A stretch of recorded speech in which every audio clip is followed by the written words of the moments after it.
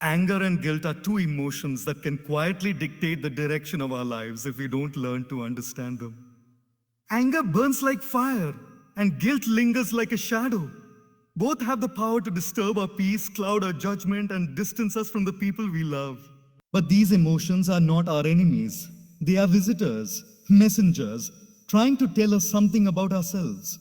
The problem arises when we let these emotions stay longer than they should, allowing them to take the driver's seat of our lives. Anger often erupts when our expectations clash with reality. We expect respect, appreciation, fairness, or understanding, and when we don't receive it, the mind reacts like overheated water in a sealed kettle. The pressure builds until it bursts. But just like steam, anger can be redirected. It can be released in a healthier direction instead of burning everything around us. Instead of asking, why is this happening to me?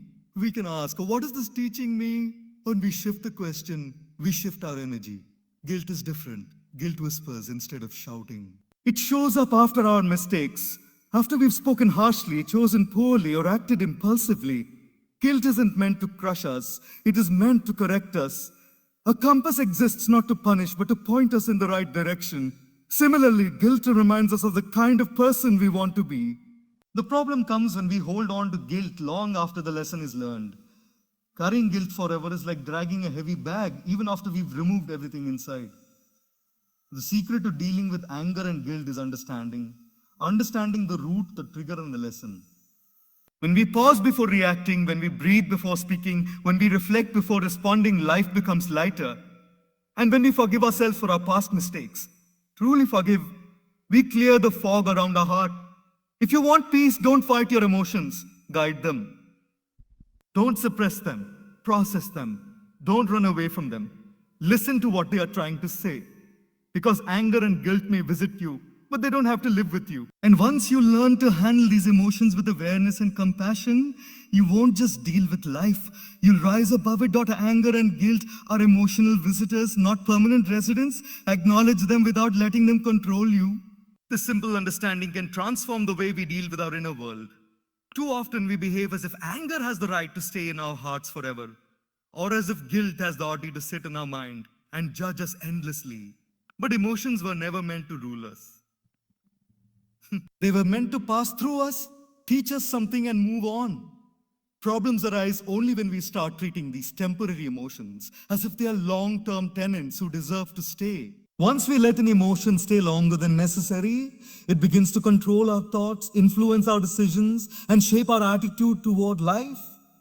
Anger, for instance, is usually triggered by something small, a comment, a situation, an unmet expectation. The spark is tiny, but because we hold on to it, the fire grows. If we allow it to sit in our mind, it becomes a lens through which we start seeing everything. Suddenly, the world looks unfair, people look rude, and life feels heavy. But the truth is, anger is not trying to become your master. You are the one giving it permission. Imagine a guest who comes to your home unexpectedly. If you offer them a seat, tea, and dinner, they will stay longer. But if you acknowledge their presence, understand why they came, and politely guide them to the door, their visit remains brief. Emotions behave the same way. When we keep feeding them with thoughts, assumptions, and replayed memories, they settle in. But when we simply acknowledge them, yes, I am angry, without adding a story, they begin to dissolve. Guilt works similarly, but appears gentler. It enters quietly, without noise. It sits in the corner of the mind and waits. It waits for us to notice it, to reflect, to learn. Its purpose is to help us understand where we went wrong and how we can grow. But when we cling to guilt, when we replay our mistakes again and again, we turn that gentle reminder into a full-time judge. What was meant to guide ends up consuming our inner peace. The mind starts saying, oh, not good enough, or Chip, you always mess things up. Even though the mistake was just a moment in time, not a definition of your character. The key is to treat emotions as temporary. They come, they serve their purpose, and they go. You are not your anger. You are not your guilt. You are the one who experiences them. And because you experience them, you also have the power to regulate them. When a storm passes through the sky doesn't break. It remains vast and untouched. In the same way, emotions may pass through your mind, but your deeper self remains steady and whole. Awareness helps you remember this. When you acknowledge your emotions without judgment, feel angry, I feel guilty. You create distance between you and the feeling. You stop identifying with it, and the emotion loses its grip. What makes emotions powerful is not their arrival, but our attachment to them. Anger becomes destructive only when we keep replaying the insult. Guilt becomes heavy only when we refuse to forgive ourselves. Once we understand that emotions are visitors and not owners of our life, we stop giving them more space than they deserve. We begin to see them as teachers, not masters. And in that clarity, we learn to respond with wisdom instead of reacting with impulse. When you acknowledge your emotions and guide them instead of letting them control you, you reclaim your inner freedom quietly, gently, powerfully. Anger arises when expectations clash with reality. Understanding your expectations reduces emotional pressure. This is one of the deepest truths about human behavior, yet it often goes unnoticed. Every time we feel anger bubbling within us, it is almost always because something did not go the way we imagined it should. We may not say it out loud, but inside we hold silent expectations, how people should behave, how conversations should unfold, how plans should happen, and how life should treat us. When those expectations break, the mind reacts. Anger is not just a feeling.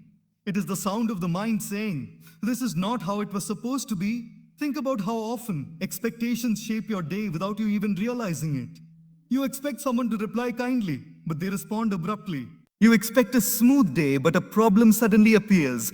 You expect appreciation, but instead you receive criticism. In every one of these moments, the gap between expectation and reality becomes a spark. And that spark, if not understood, becomes anger. The interesting thing is that the world is not intentionally trying to upset you. People are living their own lives, dealing with their own pressures, carrying their own burdens. Yet we interpret their actions through the lens of our expectations. And when those expectations fail, we feel personally attacked. Understanding your expectations is like opening a window in a stuffy room. Suddenly you can breathe again. You begin to see that many of your expectations were never realistic in the first place. People cannot always meet your standards. Situations cannot always go according to plan. Life cannot always move in the straight line you want. When you expect perfection, you invite frustration. When you expect the world to mirror your desires, you set yourself up for disappointment. But when you adjust your expectations, not by lowering them in a negative way, but by making them flexible, you reduce the emotional pressure inside you. A lot of anger is actually self-created. Not because you are wrong for feeling it, but because you haven't examined what you were expecting. Once you start asking yourself questions like, what was I expecting? Or was this expectation reasonable? The anger begins to dissolve. You realize you were holding on to a silent rule that the other person never agreed to follow. You realize you wanted everything to be smooth, even though life has always been unpredictable. In that moment of clarity, you take back power from the situation. This doesn't mean you stop expecting anything. Expectations are natural. But awareness helps you distinguish between healthy expectations and rigid ones. Healthy expectations motivate you. Rigid expectations imprison you. When you loosen your grip on how things must be, you open your heart to how things are. And when you can see reality as it is instead of as you demanded it to be, peace naturally follows. Most importantly, when expectations are understood, anger is not suppressed, it is softened. The mind becomes calmer, kinder, and more patient. You stop reacting instantly because you understand the root cause. Instead of exploding, you reflect. Instead of blaming others, you inspect your own assumptions. This shift transforms anger from a fire that burns to a light that guides. By understanding your expectations, you not only reduce anger, you deepen your emotional maturity. You stop being pushed around by hidden demands. You become more adaptable, more peaceful, and more compassionate. And slowly, reality stops feeling like an enemy because you've stopped forcing it to match an image that never truly existed. Instead of reacting impulsively, shift from "why is this happening to me" to "what is this teaching me?" This shift may seem small, but it completely changes the direction of your emotional energy.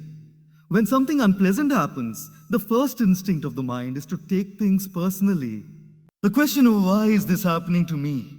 puts you in the position of a victim. It makes the situation feel unfair, heavy, and targeted. The mind immediately starts looking for someone to blame: yourself, someone else, or even life itself. In that state, anger grows because the focus is on the problem, not the purpose. But when you change the question, you change the experience. When you ask, what is this teaching me? You move from being a victim to being a student of life. Every difficult moment carries a lesson within it. But lessons can be seen only when the mind is calm and curious, not when it is reactive and emotional. By shifting the question, you allow yourself to step back mentally from the intensity of the moment. Suddenly, instead of feeling trapped by the situation, you begin to explore its meaning. You start noticing what it is trying to reveal about your expectations, your patience, your habits, your weaknesses, or your strengths. This kind of awareness helps break the cycle of impulsiveness and turns challenges into opportunities for growth. Think of how children react to mistakes. They do not ask, why is this happening to me? When they fall while learning to walk, they simply understand that falling is part of learning. But as adults, we lose this natural acceptance. We expect life to be smooth, predictable, and convenient. And when life doesn't cooperate, the frustration builds. However, life is not trying to punish us. It is trying to teach us resilience, humility, awareness, empathy, and strength, qualities that can be learned only through experiencing the opposite of comfort. Shifting the question also helps regulate anger. When you ask, why is this happening to me? You amplify your emotions. You focus on the pain, the inconvenience, or the disappointment.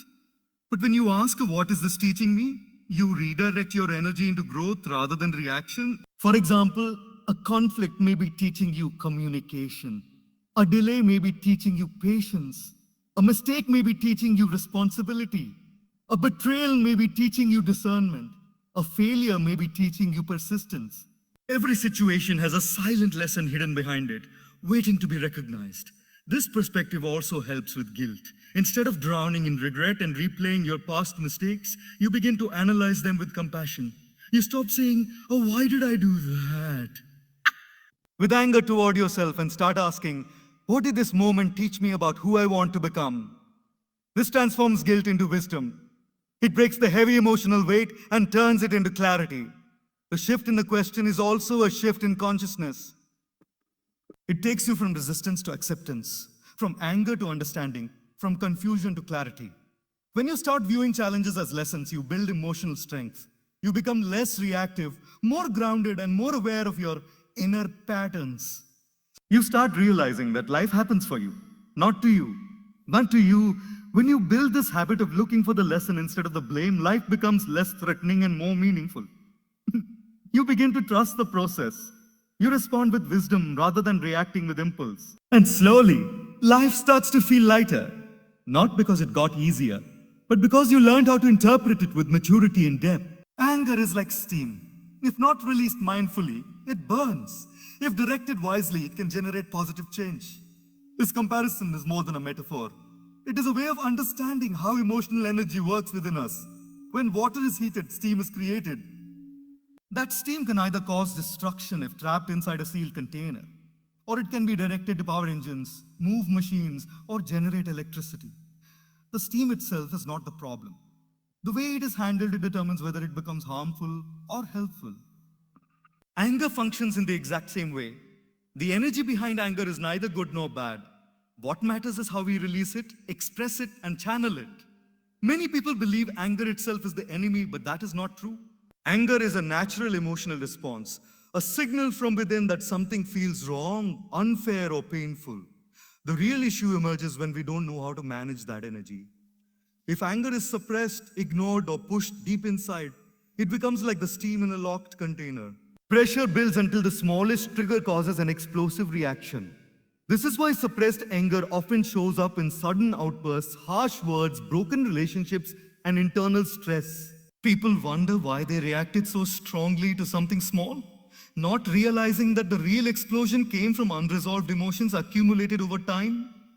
Releasing anger mindfully means creating space for it to flow out without harming anyone, including yourself. It means taking a breath before responding, recognizing that the first reaction is usually the mind's way of releasing pressure, not expressing truth. It means allowing yourself to acknowledge the feeling without letting it take control. Sometimes stepping away for a moment, staying silent, or simply observing your own emotional surge can prevent unnecessary damage. These pauses are not signs of weakness, they are signs of strength, discipline, and awareness. But anger does not only need to be released, it can also be transformed. The energy behind anger can drive powerful change when directed with wisdom.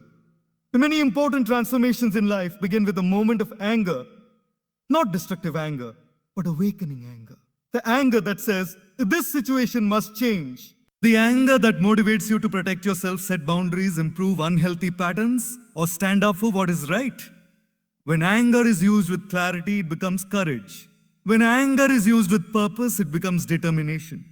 When anger is used with understanding, it becomes progress. Think of people who have changed their lives because they got angry at their own limitations or mistakes. They didn't allow frustration to break them. They allowed it to push them toward discipline and growth. Someone angry about their unhealthy habits may use that energy to transform their lifestyle. Someone angry about how they are treated may finally set boundaries and demand respect. Someone angry at injustice may become a voice for change, influencing others and improving the world on them. In these cases, anger becomes fuel. It becomes fuel. It becomes movement. It becomes transformation. The key lies in mastering the direction of that energy. Uncontrolled anger burns bridges, damages relationships, and leaves emotional scars. But disciplined anger builds confidence, strength, and clarity. One destroys, the other constructs. One creates fear, the other inspires action. The difference is awareness. Mindful handling of anger means noticing the message behind the emotion rather than reacting blindly to the emotion itself. It means asking, oh, what is this feeling trying to tell me? Instead of, oh, who should I blame? When you learn to treat anger as energy instead of an enemy, you regain control. You learn when to release, when to redirect, and when to transform it into purposeful action. And doing so, you no longer fear anger. You begin to use it as a silent teacher guiding you toward a wiser, stronger, and more emotionally balanced life where guilt is a whisper, reminding us of the person we want to be. It is a guide, not a punishment. Many people misunderstand guilt and treat it as a heavy chain they are forced to drag behind them. But guilt was never meant to imprison us. It was meant to awaken us.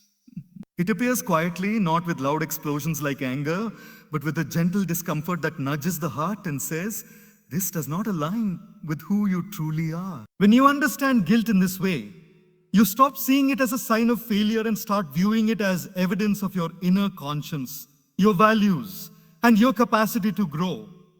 Guilt begins when you act in a way that contradicts your deeper principles. Maybe you spoke harshly, behaved impulsively, hurt someone unintentionally, or made a decision you regret. The moment the situation passes, the mind starts replaying it, not to torture you, but to show you, this is not the direction you want to go. Guilt is the inner compass pointing you back toward the path of integrity. It is proof that you still care. It is proof that your heart is alive, sensitive and aware. A person who feels no guilt at all is disconnected from their own moral center.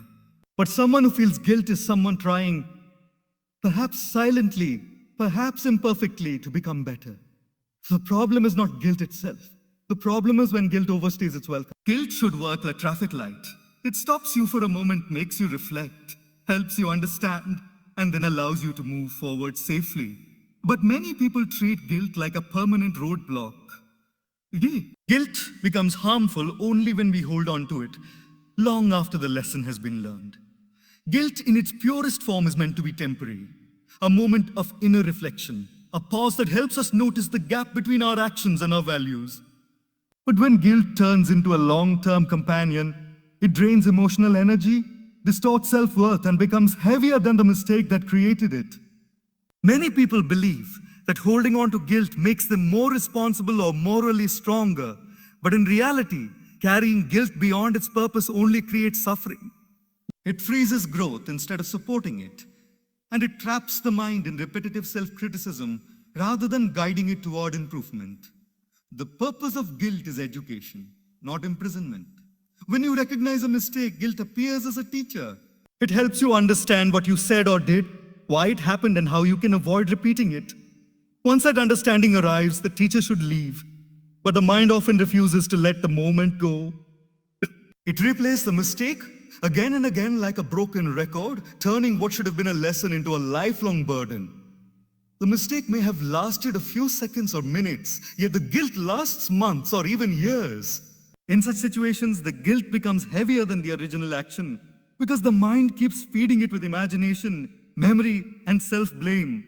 Holding on to guilt for too long creates emotional damage. It shapes a negative self-image where you begin to believe that you are defined by your worst moments. You start telling yourself stories like, I always mess up, I don't deserve forgiveness, or I'm not a good person. These thoughts are not truths. They are emotional interpretations created by prolonged guilt. When guilt stays beyond its purpose, it stops helping you change and starts making you feel small, inadequate, and ashamed. It disconnects you from others because you fear judgment, and it disconnects you from yourself because you cannot look at your own reflection without remembering the past. Long-term guilt also creates fear. It makes you afraid to make new decisions because you don't trust yourself. It makes you hesitant to try new things because you think you might repeat your old mistakes. It creates doubt in your abilities, judgment, and worth. Slowly, guilt becomes a barrier between you and a more confident version of yourself. It steals opportunities for growth, joy, and connection. It becomes a shadow that follows you, not because the mistake was unforgivable, but because you never allowed yourself to move on. To heal from guilt, you need to recognize when the lesson has been learned. You need to accept that every human being is imperfect and mistakes are part of life. You need to understand that growth often requires stumbling, correcting, and trying again. Once the lesson is clear, holding on to guilt serves no purpose. It is like carrying a heavy bag long after you have removed everything inside it. It adds weight without adding value. Letting go of guilt does not mean ignoring responsibility. It means respecting the boundary between responsibility and self-torment. You can apologize, learn, improve, and still allow yourself to move forward. Forgiveness, especially self-forgiveness, is a crucial step. It is not a sign of weakness, but a sign of maturity. It shows that you trust your ability to grow beyond your mistakes. It allows you to reclaim emotional space inside your heart for clarity, peace, and compassion. When guilt is temporary, it guides you. When guilt becomes permanent, it blinds you. Understanding the difference is essential for emotional freedom. Let guilt teach you what it needs to teach you, but do not let it define who you are because you are far greater than your moments of imperfection. Pausing before reacting, through breath, silence, or reflection, creates space for wiser choices. This simple pause, though small in action, holds extraordinary power over the direction of your emotions and decisions. In moments of anger, hurt, or confusion, the mind tends to react instantly. It wants to defend itself, attack back, or release pressure quickly. But an instant reaction is rarely a wise one. When emotions surge or clarity drops, your understanding narrows, your awareness dims. In that microsecond, the mind becomes louder than your wisdom. And that is exactly why a pause is not just helpful, it is essential. A pause is like an emotional reset button. It interrupts the automatic pattern of reacting and gives you time to reconnect with your deeper intelligence. When you take one conscious breath before speaking, you give space for awareness to step in. The pause prevents you from adding more fuel to the fire. It helps you separate what you are feeling from what you are about to say. Many relationships break not because of the emotion itself, but because of the impulsive words spoken during that emotion. A single pause can prevent a sentence you will regret. A single moment of silence can stop an argument from escalating. A single breath can keep your heart from overflowing in a direction you don't truly want. The pause is not about suppressing emotions. It is about holding them gently instead of letting them explode. It allows you to observe your feelings from a distance rather than drowning in them. When you pause, you become the witness instead of the reactor. You notice the heat of anger rising. You notice the tightness in the chest, the tension in the shoulders, the racing of thoughts. And when you notice these things, something magical happens. The emotion loses its control over you. You take back the steering wheel, and the emotion becomes just a moment, not a decision maker. Reflection also becomes possible only during a pause. When you create even a few seconds of space between emotion and action, you gain the ability to ask yourself meaningful questions. Is what I'm about to say necessary? Am I reacting or responding? Is this anger valid or mixed with past hurt?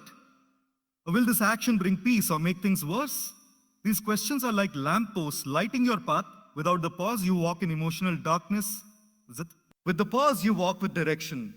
A pause also protects your relationships. When emotions speak louder than understanding, misunderstandings multiply. But when you pause, you give space for compassion to enter. You consider the other person's perspective. You remember that they too have emotions, struggles, pressures, and fears. Instead of firing back instantly, you find yourself responding with more patience, gentleness, and clarity. This alone saves countless moments of conflict and strengthens bonds. Moreover, pausing builds emotional maturity. It trains your mind to stay calm under pressure. It teaches you discipline over your impulses. Just as muscles grow stronger with resistance training, your emotional strength grows with each pause you practice. Over time, you become someone who doesn't get shaken easily. You develop a calm presence that influences others positively. People feel safer around you because they know you respond with thought, not with uncontrolled emotion. The pause is small but transformative. It helps you avoid mistakes. It protects your peace. It makes you more grounded, more thoughtful, and more compassionate. It gives you the time to choose your response instead of being trapped inside your reaction. And slowly, with practice, the pause becomes your natural rhythm. A quiet, powerful space that allows your best self to lead instead of your temporary emotions. Suppressing emotions may seem like the easier choice in the moment, but processing them is what keeps the heart healthy. The suppressed emotions do not disappear. They only wait for a later chance to return even stronger. Many people grow up learning that expressing emotions is a sign of weakness, that staying silent is the mature thing to do, or that ignoring a feeling will somehow make it fade. But emotions are not guests who leave quietly when ignored. They are more like seeds that, once buried, begin to grow underground. The more they are suppressed, the deeper their roots spread, and eventually they surface again with greater intensity. When you push down anger, guilt, sadness, disappointment, or frustration, you do not eliminate them. You simply lock them inside the mind and body. And anything locked inside will eventually demand release. Sometimes suppressed emotions come back through sudden outbursts where a small trigger unleashes months of unspoken feelings. Sometimes they return through stress, anxiety, irritability, or emotional exhaustion. Sometimes they return through physical symptoms, tightness in the chest, headaches, digestive issues, or constant fatigue. The body often expresses what the mouth refuses to say. Suppression may seem peaceful on the outside, but inside it creates a storm. Processing emotions, on the other hand, is a path of awareness. It means allowing yourself to acknowledge what you feel without judgment or fear.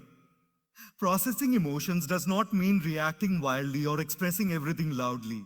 It means observing, understanding, and gently releasing. When you give an emotion space to breathe, you allow it to complete its natural cycle. Every emotion has a beginning, a peak, and an end. When you process it, the emotion passes peacefully. When you suppress it, the emotion remains incomplete, circling your mind and waiting for another moment of weakness to break out. Processing an emotion begins with acceptance.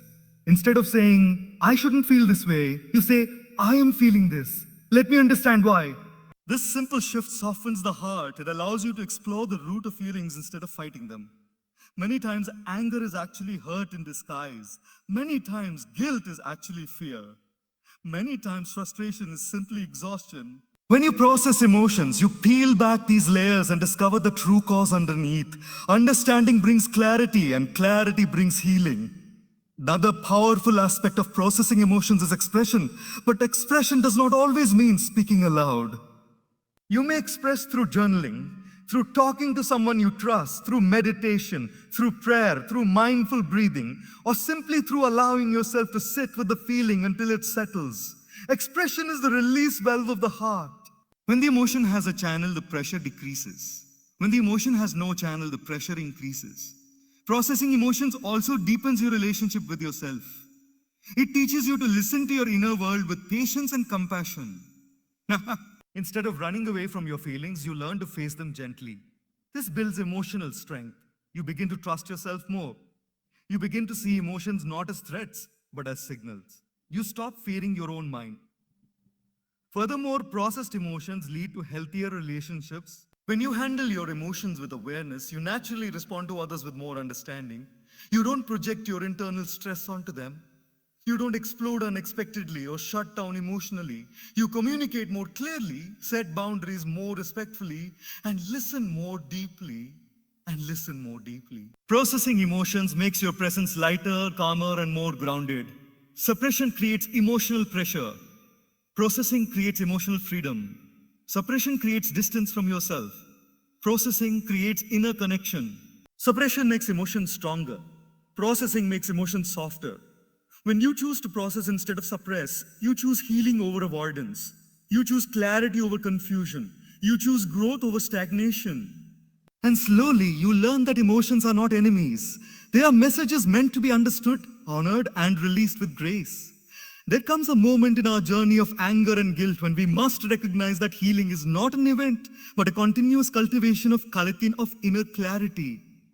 At this stage, the heart begins to understand that true transformation requires an environment, both inside and outside, that supports peace, responsibility, and growth. It means learning to be mindful of what we allow into our mind, who we allow into our emotional space, and what kind of thoughts we choose to water within our own heart. Your inner world is like a garden. If you plant seeds of resentment, they will grow. If you plant seeds of compassion, they will grow too. Anger and guilt thrive in chaos and noise, but they begin to dissolve when we create a disciplined, intentional space within ourselves. And this does not happen automatically. It happens when we truly decide that we deserve inner peace. Many people try to deal with anger by suppressing it or distracting themselves from it. They believe if they ignore the problem long enough, it will simply fade away. But suppressed anger becomes emotional clutter, and emotional clutter grows into guilt and self-blame. This is why self-awareness is not a luxury, it is a responsibility. You must observe your triggers without being ashamed of them. Notice what disturbs your peace, what drains your energy, what repeatedly ignites irritation or frustration within you. These patterns are not random, they are signals pointing toward unresolved wounds. When you pay attention, you start understanding yourself in a new way. When you understand yourself, you stop reacting unconsciously. And when you stop reacting unconsciously, you break the cycle that keeps anger and guilt alive. Creating inner clarity also means creating healthier external boundaries. Sometimes anger arises because we stretch ourselves too thin, saying yes to everyone while abandoning our own limits. Sometimes guilt arises because we feel responsible for other people's emotions, outcomes, or happiness. But clarity sets everything in the right place. When you know where your responsibility ends and where someone else's begins, you free yourself from unnecessary emotional burdens. When you understand that you can be kind without being exploited, compassionate without being drained, available without being overwhelmed, your emotional system finds balance. Anger loses its fuel, guilt loses its grip, and your heart begins to breathe again. Another dimension of cultivating clarity is choosing the right inner dialogue. Most guilt comes from harsh self-talk, this tendency to judge ourselves more severely than we would judge anyone else. But clarity teaches you that growth is not about punishing yourself. It is about correcting yourself with awareness, patience, and courage. Speak to yourself the way you would speak to someone you genuinely want to help. Replace I am worthless with I made a mistake and I can grow. Or replace I always feel with I am learning, improving, evolving. Words shape your emotional reality.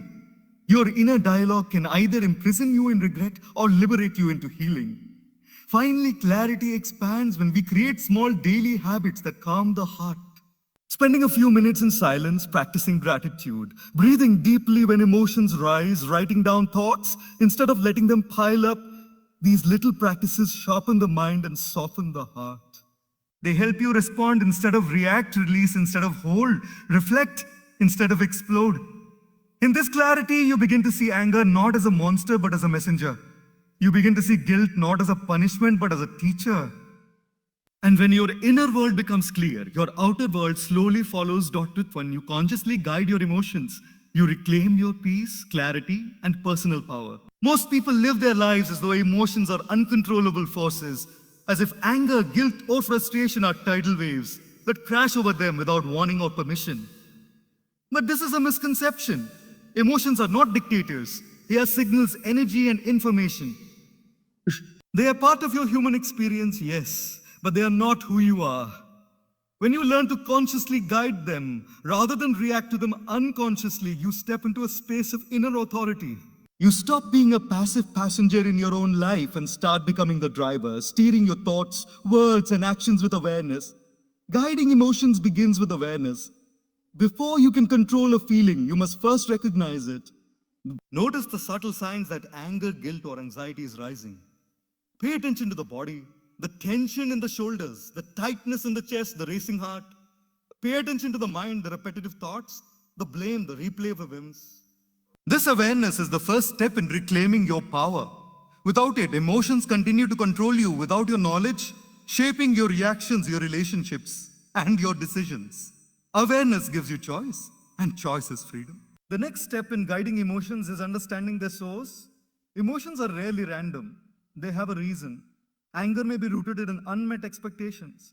Guilt may arise from actions that conflict with your values. Anxiety may stem from uncertainty or fear of loss. When you investigate the why behind the feeling, you are no longer a victim of random waves. You become an observer of a process. And observation creates distance, which is the space where conscious guidance begins. In that space, you can decide whether to act on the emotion, redirect it, or let it pass. Consciously guiding emotions also means channeling their energy in positive directions. Anger, for example, can be destructive if unleashed impulsively, but it can become motivation when directed wisely. Guilt, when processed correctly, can inspire corrective action rather than prolonged self-blame. Frustration can awaken creativity or prompt problem solving. The energy behind emotions is neutral. It is the way you use it that determines whether it builds or destroys. When guided consciously, emotions become tools instead of obstacles, fuel instead of fire, and teachers instead of tormentors. Forgiveness, especially self-forgiveness, is central to guiding emotions. Many people remain trapped in anger or guilt simply because they have not allowed themselves to release the past. Forgiveness does not mean condoning mistakes. It means freeing yourself from the ongoing burden of them. By forgiving yourself, you reclaim the emotional energy that was locked in resentment or regret. By forgiving others, you prevent external events from controlling your inner peace. Both acts of forgiveness are expressions of conscious emotional guidance. They are declarations that your heart will not be ruled by unhealed pain. Guiding emotions also requires practice and patience. No one becomes masterful overnight. Each day offers small opportunities, a frustrating conversation, a moment of disappointment, a recollection of past regret. In each instance, you can pause, observe, and decide how to respond rather than reacting impulsively. Over time, these conscious decisions accumulate, creating a stronger, more resilient emotional system. You begin to notice that your mind is calmer, your judgments clearer, and your interactions more thoughtful. You no longer leave your peace to chance, you cultivate it intentionally. Ultimately, consciously guiding emotions restores personal power. You stop blaming circumstances, people, or life itself for your emotional state. You understand that emotions are messengers, not dictators. No. You respond instead of reacting. You learn from instead of being consumed by them. And in this mastery, you reclaim not just your peace, but also your clarity, your decision-making ability, and your ability to create the life you truly desire. Emotions once guided become allies, not enemies, helping you live with wisdom, strength, and a profound sense of inner freedom.